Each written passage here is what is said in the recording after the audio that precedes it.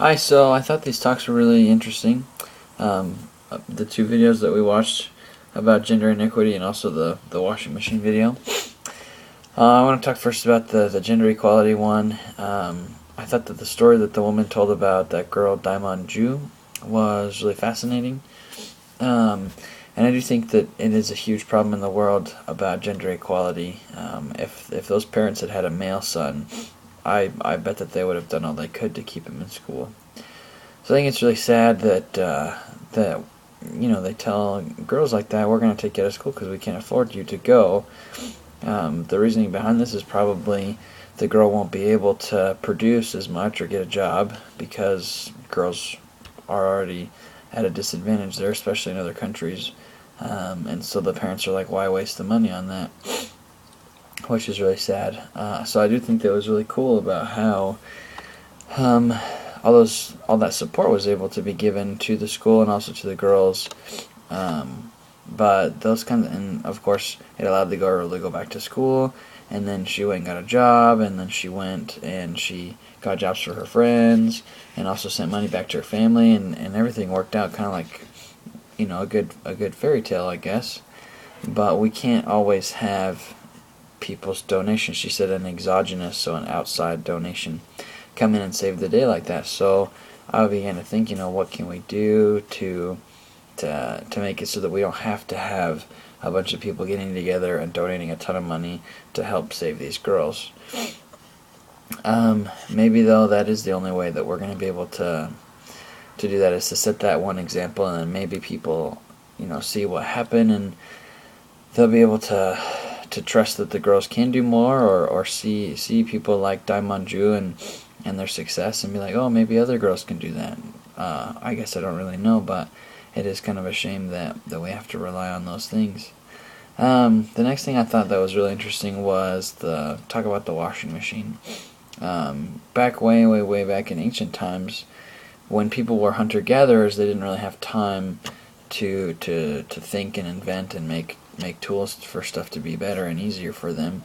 So much of their energy was spent on hunting and getting food and skinning the animals and eating it and whatever, and it's just a really inefficient way of doing things. And so when they figured out how to domesticate crops and animals, their workload was cut way back, and they had a lot more time to think and innovate and invent and make life easier for themselves and thus develop.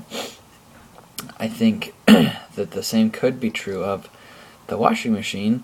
Women used to have to, well, of course we say women, I'm sure there were guys that wash clothes too, but because we're talking about gender inequality, I would bet that there weren't. That was traditionally seen as a woman's job. A lot of time would be spent washing the garments by hand and everything, and so now we have this washing machine. You put the clothes in, you push the button, and it goes. It's good. So I think to myself, did that allow us more time for innovation and kind of like it did the ancient people when they figured out how to farm and get more time that way? I don't really think that the same thing happened as did in those days. Now, if you're thinking about a typical stay-at-home mom, she puts the wash in, she cleans the house, and then what does she do? I don't know. I've never been really a stay-at-home mom, but I would imagine it doesn't involve inventing things or making art or whatever. Maybe in some cases it does. I know I'm being really stereotypical here, but I just think of the difference between when we invent things that save us time, what do they do to us?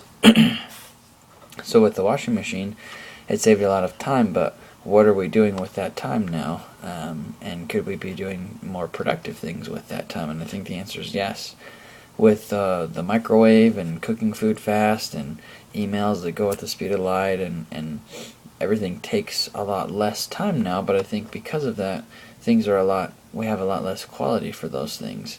I found a really interesting article actually that I wanted to show or share, and it's called "The Pace of Modern Life." And someone wrote in 1871, "The art of letter writing is fast dying out. When a letter cost 9 pennies, it seemed but fair to try and make it worth 9 pennies. Now, however, we think we are too busy for such old-fashioned correspondence. We fire off a multitude of rapid and short notes instead of sitting down to have a good talk over a real sheet of paper." and that was written in 1871. So now, however many years in the future that is, we have text messaging and emailing and everything, and I think the quality of our communication has become a lot lower. And so when we invent things that save us time, now instead of using that to better ourselves and our communities, we actually hinder ourselves and handicap ourselves because of the way that we use that extra time. So I just think that's a total bummer. How the two relate with gender inequality and also time use and invention, I think it's good for women that we figured out ways to make their jobs easier. I think we need to also allow them, especially in other countries, time to develop themselves in productive ways and not just sit around. So, anyways, that's all I got.